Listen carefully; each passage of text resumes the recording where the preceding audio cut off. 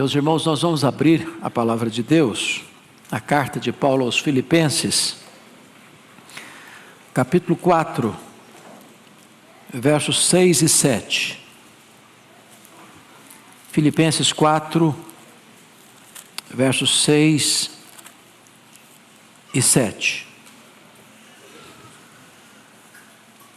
O apóstolo Paulo escreve: não andeis ansiosos de coisa alguma, em tudo, porém, sejam conhecidas diante de Deus as vossas petições, pela oração e pela súplica com ações de graças. E a paz de Deus, que excede todo o entendimento, guardará o vosso coração e a vossa mente em Cristo Jesus. Amém. Nosso tema é: como você pode ficar livre da ansiedade? Como você pode ficar livre da ansiedade? A Organização Mundial de Saúde declara que 50% das pessoas que passam pelos hospitais são vítimas das chamadas doenças psicossomáticas, são vítimas da ansiedade. Rollo May, notório psicólogo cristão, disse que a ansiedade é o maior problema desta geração. A ansiedade atinge pessoas de todos os estratos sociais, de todos os credos religiosos e de todas as faixas etárias. Hoje estamos vendo até as crianças vivendo com ansiedade. E também puderas. A meninada hoje tem uma agenda intensa. Intensa. É Kumon, é natação, é esporte, é isso, é aquilo. E às vezes a meninada está estressada, sabia? Eu gosto de brincar com as crianças, e um dia eu chego em Vitória, lá na igreja, e tinha uma criança brincando sozinha, absorta ali, e eu me encostei nela e disse: filha, que vidona, hein? Ela voltou-se brava para mim e diz: o senhor é que pensa. Estava estressada, coitada.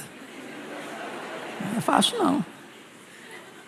Os jovens estão estressados, ansiosos. Que carreira vão escolher, que profissão vão abraçar, se casa, se não casa, se casa agora, se casa daqui a 10 anos.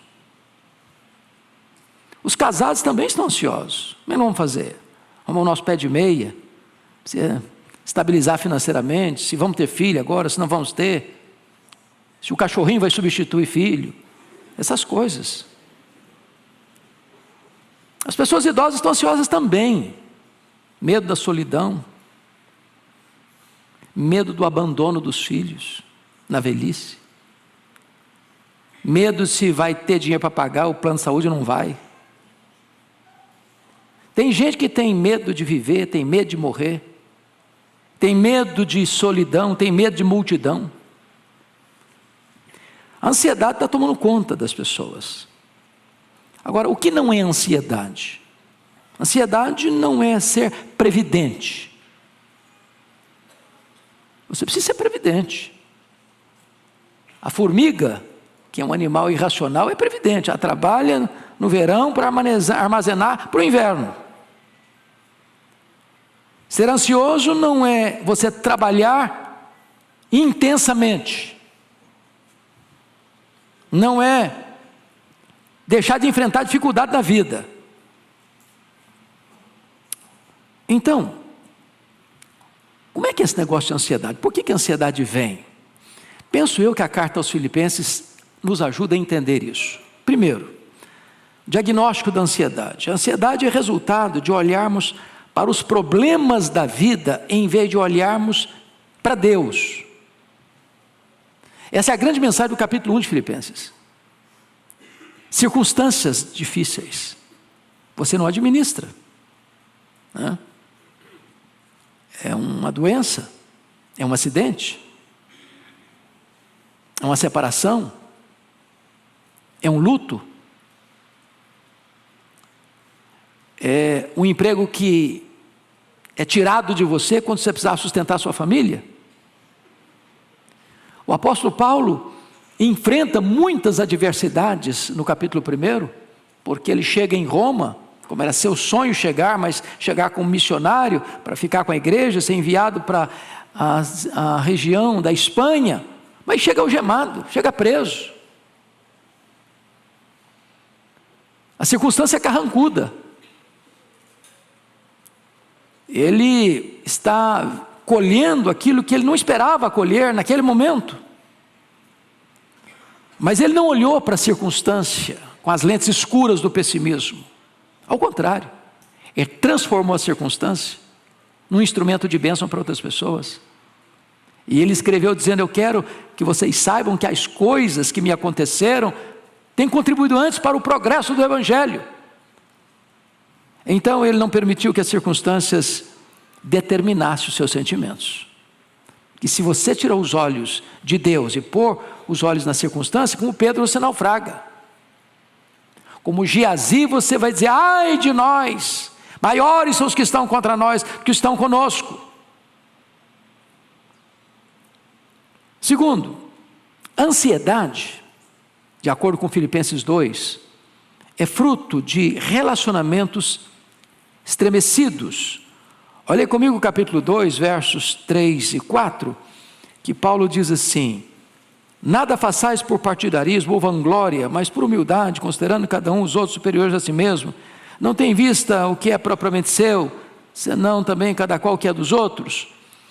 Parece-me que a igreja de Filipos, embora fosse parceira de Paulo, a igreja que mais cooperou com o ministério de Paulo, para fora dos portões era uma igreja maravilhosa, mas para dentro dos portões, os crentes estavam batendo cabeça. Para você ter uma ideia, no capítulo 4, verso 2, Paulo chega a dizer: rogo a Evódia, rogo a Sintique, pensem com concordimento no Senhor. Alguém já disse que quando as mulheres começam a brigar, é porque o negócio está feio mesmo. Duas irmãs da igreja, líderes da igreja, estavam batendo cabeça, não estavam se entendendo. Aqui Paulo diz que havia na igreja partidarismo, vanglória, gente que só pensava nela mesma, não no que era dos outros. E esses problemas de relacionamento, irmãos, eles existem ainda hoje, dentro da nossa casa, na nossa parentela. Quem é aqui que tem parente que nunca brigou uns com os outros? Nos ensine, vamos lá, fazer um curso com você para aprender. Isso gera o quê? Gera ansiedade. Relacionamentos estremecidos. Como é que você lida com gente que não gosta de você? Gente que critica você. Eu li certa feita que o primeiro-ministro da Inglaterra, Winston Churchill, que foi um cara estratégico num tempo dramático do seu país, mas tinha uma mulher que tinha muita raiva dele, muito ódio dele. E um dia essa mulher resolveu mandar para ele um recado. E disse assim: se eu fosse sua mulher, Winston Churchill, eu botava arsênico, eu botava veneno no seu chá. E ele respondeu para ela: se você fosse minha mulher, eu bebia.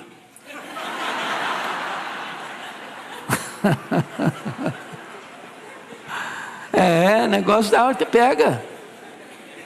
Senão você vai ficar estressado, ansioso. Terceiro, ansiedade, por que ela vem? Capítulo 3, versículo 19 de Filipenses diz assim: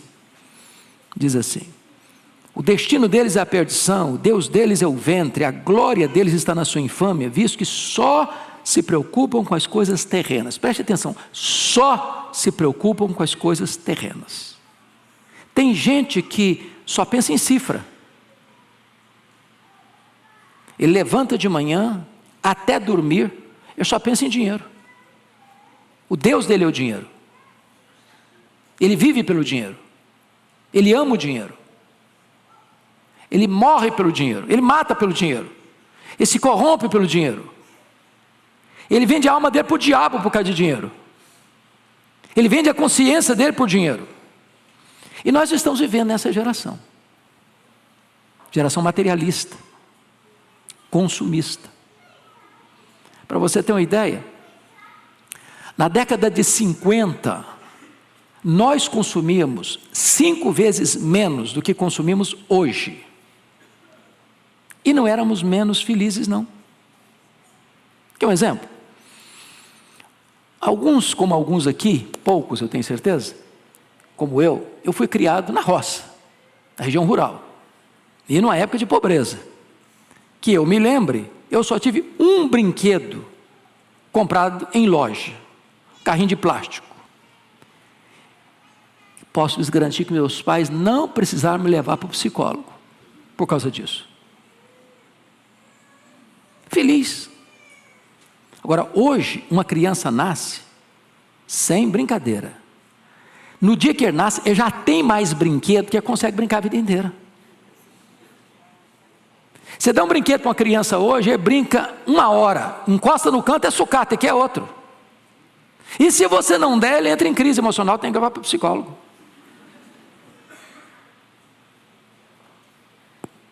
Na década de 70, 70% das famílias dependiam apenas de uma renda para manter toda a casa. Hoje, mais de 70% das famílias dependem de 2 rendas para manter o mesmo padrão. Ou seja, o luxo que nós queremos viver é que nos traz toda essa angústia de ansiedade com respeito às coisas materiais. Então, preste atenção nisso. A Bíblia diz que se você amar o dinheiro, você nunca vai ficar satisfeito. Sempre vai ter um buraco maior no seu coração, uma insatisfação maior na sua alma. Você nunca vai ter o suficiente. Há um fato muito curioso na história, com respeito ao Dr. John Rockefeller, que foi o primeiro bilionário do mundo. Quando ele morreu, um curioso foi ao cemitério para perguntar para o contador dele algumas coisas. E aí, com muito custo, conseguiu encostar perto do contador do Rockefeller, no sepultamento do Rockefeller, e conseguiu perguntar: e aí, cara, me conta, quanto é que o Dr. John Rockefeller deixou? O contador, muito espantado pela pergunta tão óbvia, respondeu: camarada, ele deixou tudo, ele não levou nem um centavo. Você não trouxe nada, você não vai levar nada para esse mundo. Então não fique ansioso com o que você vai comer, vai beber, vai vestir. Deus diz: você quer saber como é que se come? Olha para os pássaros. Eles não semeiam, eles não colhem, eles não têm celeiro, eles não têm despensa. E eles não ficam chorando, mingando não, eles cantam. Porque sabe que o Pai vai suprir. Você quer saber como se veste? Olha os lírios do campo. Eles não fiam, eles não têm fábrica de roupa. E nem Salomão em toda a sua glória se vestiu como qualquer deles. E Jesus diz: vocês valem muito mais do que os pássaros, vocês valem muito mais do que as flores. Então calma o coração, não fique ansioso não.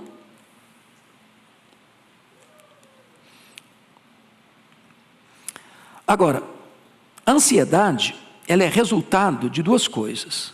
Alguém já disse que nós, com respeito à ansiedade, estamos crucificados entre 2 ladrões: a culpa em relação ao passado e a preocupação em relação ao futuro. Tem gente que vive ansiosa porque nunca resolveu os dramas do passado. São traumas, são feridas, são mágoas, são recalques de um abuso sofrido, de uma injustiça sofrida, e esse negócio nunca ficou resolvido no coração. E a pessoa vive ansiosa, angustiada, prisioneira, porque lá no passado tem uma culpa, ou de um erro que praticou, de um pecado que praticou, de uma deslizada na vida, e aquilo nunca foi tratado, nunca foi resolvido, nunca pediu perdão, ou nunca recebeu o perdão, ou nunca perdoou a si mesmo. Fica ansioso. Ou em relação ao futuro, estou preocupado, como é que vai ser? Como é que não vai ser? Será que eu vou ter dinheiro? Será que eu não vou ter dinheiro? Será que eu vou ter que ficar doente? E se eu ficar doente? E se eu sofrer um acidente? E se isso? E se aquilo? E se aquilo outro? E a pessoa vive conjecturando problema, preocupado com o que não aconteceu ainda.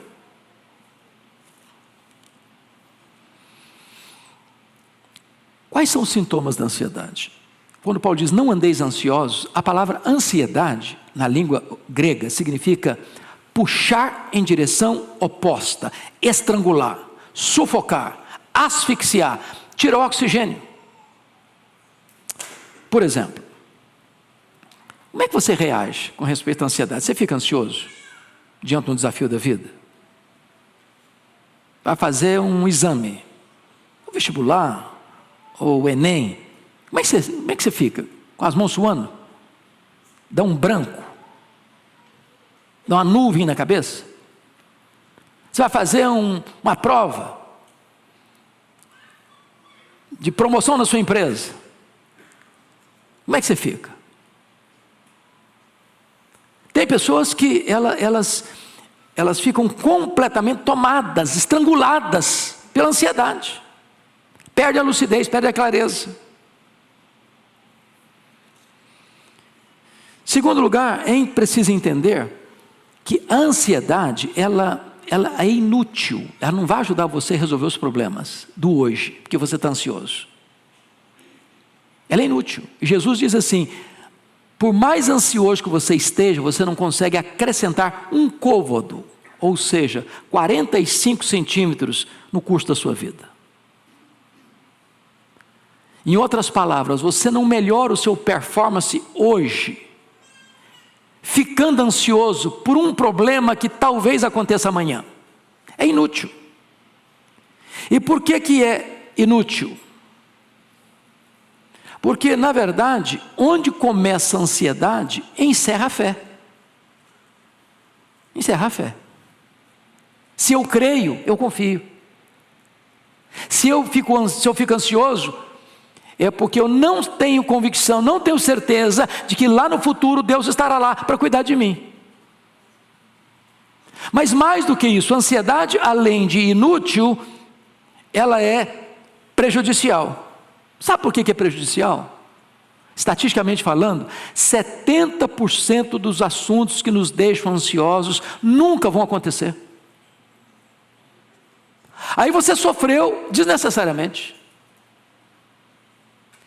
E os 30% que vão acontecer, quando chegarem, você já está sem energias, porque você ficou ansioso ontem, perdeu as forças para enfrentar o problema.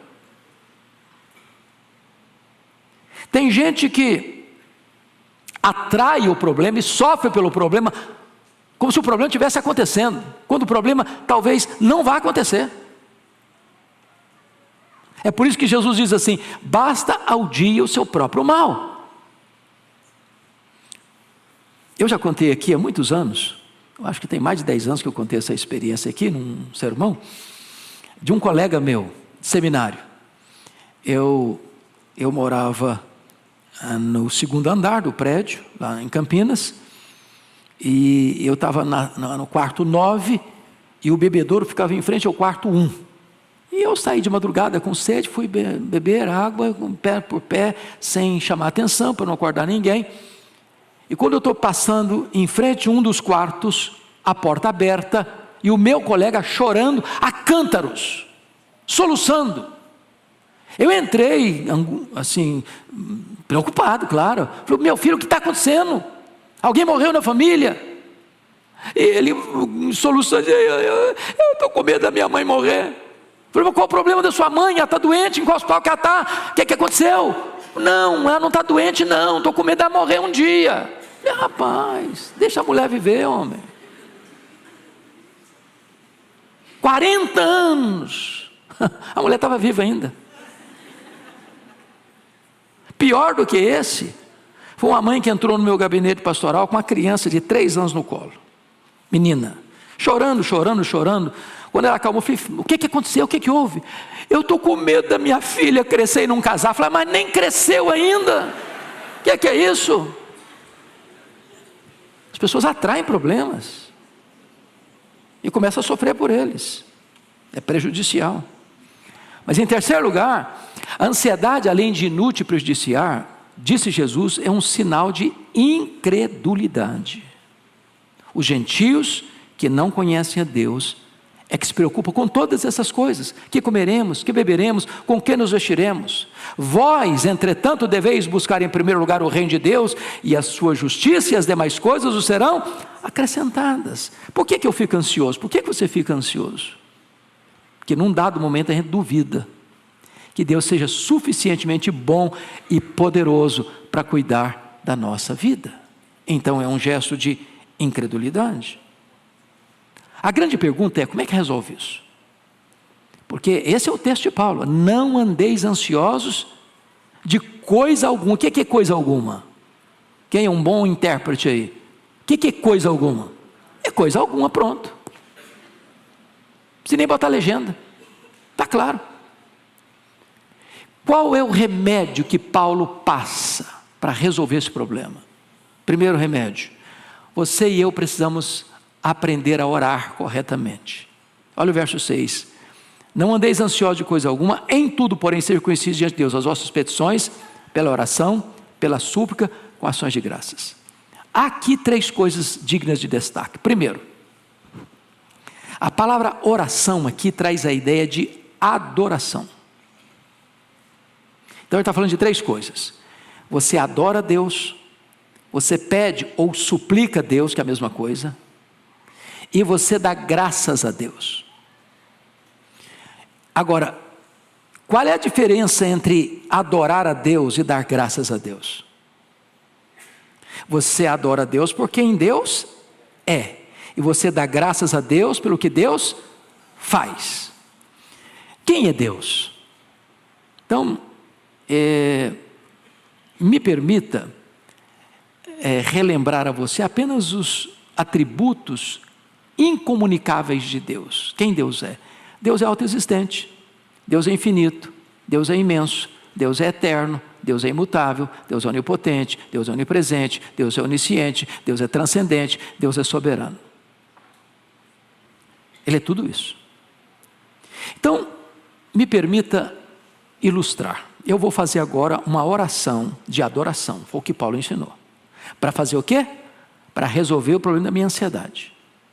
Eu chego e digo assim para Deus: Deus, eu quero te adorar, porque Tu és o único Deus vivo e verdadeiro. Quero te adorar porque Tu és o Deus autoexistente, o Deus eterno, o Deus infinito, o Deus imenso, o Deus imutável. Eu quero te adorar porque Tu és o Deus onipotente, onisciente, onipresente. Eu quero te adorar porque Tu és o Deus vivo, verdadeiro, justo, bom, misericordioso. Eu quero te adorar porque Tu és o Deus transcendente, o Deus soberano, o Deus exaltado acima dos querubins, dos serafins. Eu quero te adorar porque Tu és o Deus da minha vida, em nome de Jesus, amém. Aí eu termino essa oração e digo assim para Deus: oh Deus, mas eu estou tão ansioso, Senhor. Não combina mais. Ou você tira a oração, ou remove a ansiedade. Se Deus é quem Ele diz que Ele é, e eu sou filho dEle, e Ele é meu Pai, então eu não posso viver rendido à ansiedade. Segundo, Ele diz que você precisa pedir para Ele petições e súplicas, porque Ele é seu Pai. Ele cuida de você, Ele se importa com você. Ele sabe quais são as suas necessidades. Ele sabe onde você mora, Ele sabe o seu nome, Ele sabe o seu sobrenome, Ele sabe o seu passado, Ele conhece o seu presente, Ele conhece o seu futuro, Ele cuida de você. Mas finalmente Ele diz que você resolve o problema da ansiedade quando você começa a dar graças. E talvez alguém diga assim: mas como dar graças? Se eu contar minha história para o senhor, até pedra chora. Eu vou dar graças como? Então para um pouquinho. Deixa eu fazer algumas perguntas. Você tem 2 olhos, por quanto você venderia um?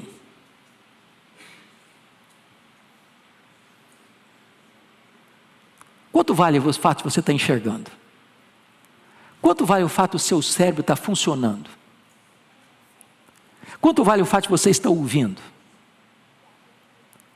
Quanto vale o fato de o seu coração estar batendo, bombeando sangue para o seu corpo? Quanto vale o fato de você ter 2 pulmões e não estar numa máquina respiratória. Quanto vale você ter 2 rins que filtram as impurezas do seu corpo e você não está na máquina de hemodiálise? Quanto vale o fato de você ter braços que trabalham, pernas que andam? Quanto vale o fato de você ter uma família? Quanto vale o fato de você ter uma casa? Quanto vale o fato de você ter uma cama para dormir? Você ter pão sobre a sua mesa? Quanto vale o fato de você ter uma igreja? Quanto vale o fato de você ter Jesus? Você ter a vida eterna? Seu nome está escrito no livro da vida. Quanto vale isso? Então pare de murmurar. Pare de reclamar da vida. Comece a dar graças a Deus. E não haverá mais espaço para ansiedade no seu coração. Mas Paulo vai dizer que você resolve isso quando você aprende também a pensar corretamente. Olha aí Filipenses 4:8. Finalmente, irmãos, tudo que é verdadeiro, tudo que é respeitável, tudo que é justo, tudo que é puro, tudo que é amável, tudo que é de boa fama, se alguma virtude há, se algum louvor existe, seja isso que ocupe o vosso pensamento. Você ganha a batalha, ou você perde a batalha, dependendo daquilo que você pensa. Assim como o homem pensa, assim ele é. Então, notinha de rodapé aqui. Eu sei que a maioria desse auditório não está mais em televisão. Eu sei disso. Mas eu tenho ciência também de gente que passa o dia inteiro vendo as notícias. E uma pior que a outra. E aí ele vai dormir com a cabeça cheia. Atormentado. Se você ficar entulhando na sua mente só coisa ruim, é daí que vai sair coisa ruim. Então o que você está jogando dentro da sua cabeça? O que você está vendo? O que você está ouvindo? Que ambiente você está frequentando? Com quem você anda? O que você escuta? O que você fala? Se você não vigiar a sua mente vai ser uma fábrica de pensamentos ruins, que vão deixar você ansioso. Como é que você resolve o problema da ansiedade? Versículo 9, não só orar corretamente, não só pensar corretamente, mas agir corretamente. O que também aprendeste, recebestes e ouvistes e viste em mim, isso praticar, e o Deus da paz será convosco. Ou seja, não basta você ser um doutor em conhecimento, se você não põe nada disso em prática. Não basta ter a cabeça do tamanho do mundo e ter as pernas atrofiadas. Bom, então deixa eu terminar. Como é que você agora pode se prevenir para que a ansiedade não volte a dominar a sua mente e o seu coração? Paulo responde assim em versículo 7. E a paz de Deus, que excede todo entendimento, guardará o vosso coração e a vossa mente em Cristo Jesus. Ou seja, o que é ansiedade? É um pensamento errado e um sentimento errado. Você precisa guardar a sua razão, você precisa guardar a sua emoção. E ele diz que quando você ora corretamente, pensa corretamente, age corretamente, em vez da ansiedade estrangular você, a paz de Deus, que excede todo entendimento, montará guarda, montará sentinela ao redor da sua cabeça e do seu coração. A palavra guardará aí é exatamente isso, montar guarda, montar sentinela. E o que vem acontecer? Quem vai habitar em você? A paz de Deus. Que paz? A paz que excede todo o entendimento. Sabe o que significa isso? Apesar das lutas, apesar dos vales, apesar das noites escuras, apesar das tempestades, apesar dos desertos, apesar das provas, apesar das perseguições, apesar dos abandonos, apesar das crises da vida, apesar de tudo que acontecer com você, essa paz vai estar dominando a sua mente e o seu coração. É a história do Jó, que nas profundezas do seu sofrimento disse: o meu Deus inspira canções de louvor nas noites escuras. É a história do Paulo, que está no corredor da morte e diz: eu sei em quem eu tenho crido. Eu quero concluir com uma história muito conhecida de todos vocês, de um dos hinos que nós mais apreciamos e cantamos, escrita pelo Dr. Spafford, que morava em Chicago, nos Estados Unidos, no século XIX. O Dr. Spafford viveu 60 anos. Ele nasceu em 1828 e morreu em 1888. O Dr. Spafford era um advogado famoso em Chicago. Ele converteu-se a Cristo pela instrumentalidade do ministério de Dwight Lima Moody. E agora convertido, Dr. Spafford casa-se em 1861 com a dona Ana. E eles tiveram um filho. E esse menino morreu aos 4 anos de idade. Se não bastasse essa dor imensa do luto pelo filho, no dia 9 de outubro de 1871, vocês conhecem isso, a cidade de Chicago foi devastada por um avassalador e terrível incêndio. Milhares de pessoas morreram. Milhares de prédios destruídos. Dr. Spafford tornou-se um parceiro do ministério de Moody. E agora ele tem 4 filhas. E ele resolve, em 1873, sair de Chicago, ir ao encontro do Dwight Lima Moody, maior avivalista da história, na Europa, onde Moody estava fazendo campanhas de avivamento. Na véspera da viagem, ele não pôde embarcar. Mas embarcou a sua mulher, suas 4 filhas, no SS Ville du Havre, o navio que parte de Nova York para a Europa. Mas acontece um fato doloroso. No dia 22 de outubro de 1873, o navio do Havre naufragou. Nesse naufrágio, 226 pessoas morreram. 90 pessoas sobreviveram. E no dia 1º de novembro de 1873, Dr. Spafford recebe um telegrama da sua mulher. Ela foi uma das sobreviventes. E no telegrama havia uma breve mensagem: salva, porém só. As 4 filhas do Dr. Spafford morreram naquele naufrágio. Então, ele viaja para encontrar sua esposa e pede ao comandante do navio para mostrar para ele o local onde as suas filhas foram engolidas pela morte. E o Deus que inspira canções de louvor nas noites escuras colocou no coração dele uma canção, e ele a escreveu. E nós cantamos esta música. Ele só escreveu esta música em toda a sua vida. E ele diz: se paz a mais doce. E eu vou ler aqui para não correr o risco de trocar qualquer palavra. E está escrito o seguinte: se paz a mais doce me deres gozar, se dor a mais forte sofrer, ó seja o que for, tu me fazes saber que feliz com Jesus sempre sou. Sou feliz com Jesus, meu Senhor.